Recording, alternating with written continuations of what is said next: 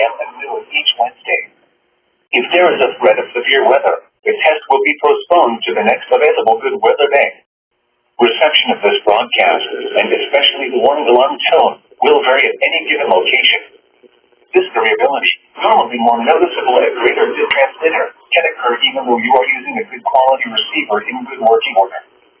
The warning alarm tone will be activated for hazardous watches and warnings for the following counties: Champaign, Clark, Delaware, Fairfield, Fayette, Franklin, Greene, Hocking, Knox, Licking, Madison, Marion, Marl, Muscatine, Perry, Tickaway, and Union.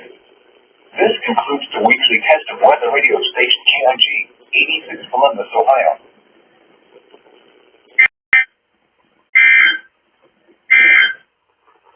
A wind chill is